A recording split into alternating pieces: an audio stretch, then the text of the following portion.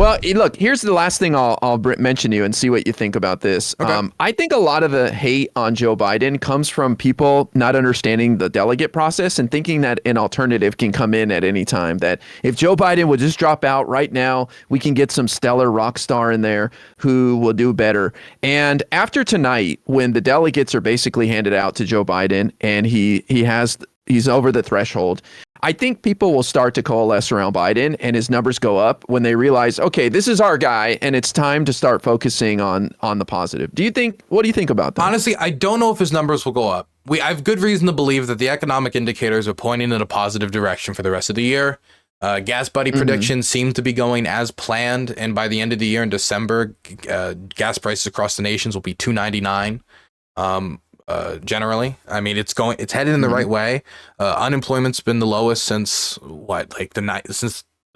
fucking 80 years, maybe. It's been the lowest string of unemployment. You know that statistic better than I. What was it, IRI? It's a 2-year.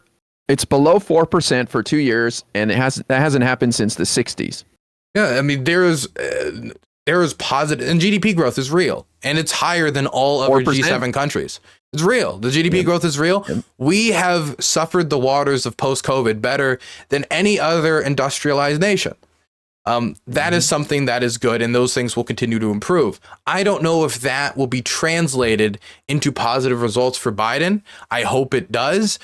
I don't know if Biden's favorabilities will go up, but I am hoping that once people are locked in and they start paying attention, maybe they won't even necessarily like Biden more, but I do think that they will necessarily hate Trump more the more they have to pay attention and the more they see what his campaign narrative actually is. Because I think a lot of people aren't paying attention to what the narrative of his campaign is, which is quite literally just like revenge. We'll get him this time.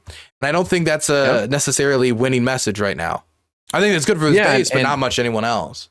I agree. And I think most people on our side are only seeing clips of Biden stumbling on a word or two. And now Trump is doing that a lot more. Like just yesterday, he said we've been fighting ISIS for 16 years. And something else he bumbled recently. But people are starting to notice that Trump isn't all there. Moaned into the microphone recently. It was really weird. Yeah, he short circuited and just stumbled through his speech.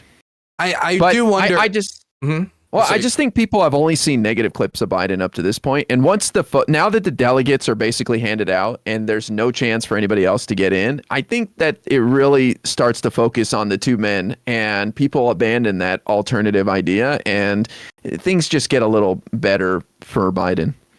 I'm hoping that's the case. I don't know how confident I am in it. Certain things like age are not issues that I can just assume are going to go away with time. Now, of course, the problem is, though, for Trump is that when you poll Americans, they also think he's too old for the job and they don't think that he's mentally competent. But this is something that's only, I think, going to be hammered on more by the Republicans. And it's going to be a question. And whether or not this is fair, this is what I think it's going to become, is whose old man is sundowning harder. And that's going to become the public conversation. And I don't know if Joe Biden can win that, as he is the older man who is not like running speeches the way Trump does, even if Trump is starting to slip a little bit. And so that's something that does worry me, because I think people might not attribute the positive economic stuff to Biden if they don't think it was his administration who necessarily brought it about, if it was just maybe the people around him, or maybe it was Congress, or maybe it was someone else. So there is also a problem, and we both agree on this, of a lack of bragging. There needs to be more bragging. Yeah, true. I think it's coming. I do think it's coming. And I think once Trump and Biden are on the same stage, I think it's actually going to be surprising for some people about how competent Biden is, because they've got this idea now that Biden is a bumbling fool, like a Roomba that just bumps into the walls and he gets on stage.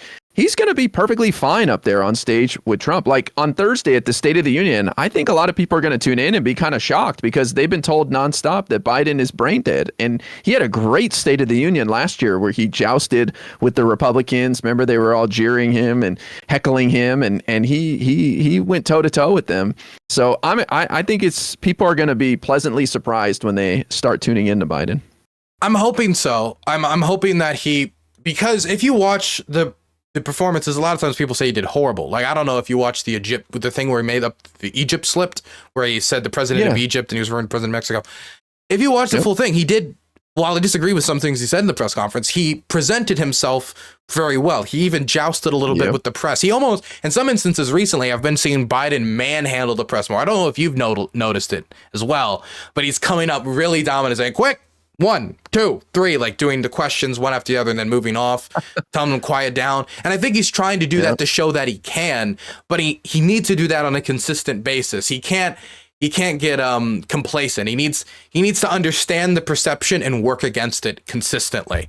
And little slip-ups can have real damage. So I'm hoping that once the debate comes around, that sharpness that Kevin McCarthy's talked about in private quarters shines through. There's also an advantage that Biden has over other Trump debate opponents, and I think there was a comedian that talked about it, but I think you put it wrong. I think that a lot of Biden's response is just to kind of just wave off Trump when he does one of these stupid attacks. Just like, come on, man. And I think that actually is quite effective at this point, because if you get down in the mud with Trump, Trump's going to win.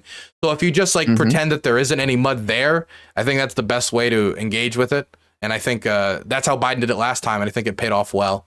Yeah, I mean, he flat out told Trump to shut up at one point during a debate. So if he just does that again, I think it'll be fine. If he, one thing I am worried about though is, do you think Biden is making a positive vision for the future? There's a question of him bragging, and not bragging enough about certain accomplishments, right? But when I ask, Biden wins another term, what is he doing? Do you think most Americans have an idea? No, but I think he's going to start to lay that out after the convention or at the convention. I think he's going to start laying out that plan, because he does have a plan. I hope so. I hope he starts endorsing certain. I think that there's certain winners that, for example, maternity leave. Trump said he would do maternity leave in his term. He didn't do shit on maternity leave. That's a winner for Democrats. Negotiating drug prices, trying to build on those victories. That's another winner. Marijuana legalization. This is something that Biden has been behind the times on for a bit. And I think now that a majority of U.S. states have endorsed marijuana legalization, it's time for the president of the United States and representative of the Democratic Party to do it on the federal level as well, to endorse it. Even if he can't bring it about, just endorsing that policy would be positive. I'm hoping that he builds that positive vision, because I'm hoping that they don't think that all they need to do is point at Trump and say, man, that dude's crazy, and make the same mistake Hillary did. Well, yeah, I think he's actually going to do the marijuana rescheduling or take a big step forward, because in August of last year, Health and Human Services completed their review of rescheduling marijuana to Schedule 3, and they recommended to go ahead, and now the DEA is reviewing it. My understanding is that process takes like a year or two, but I wouldn't be surprised if he makes a major announcement closer to the election that we're taking a big step forward to rescheduling marijuana to Schedule 3. So I think he's got a few cards, a few cards up his sleeve that he's going to pull right before the election that include things like that. I hope so, because I don't know of anything on the Trump side for the future either. It's all immigration related, and it's all the same old nonsense. There's no positive, there's no positive vision for unions, or there's nothing there, right? So if Biden could blunt the decrepit sundowning critique by fucking with Trump on the fact that he's been slipping up, while making a positive vision for the future, I think that is the combination for a Biden victory. But that's really dependent on not just doing the Hillary shtick. Yeah, true.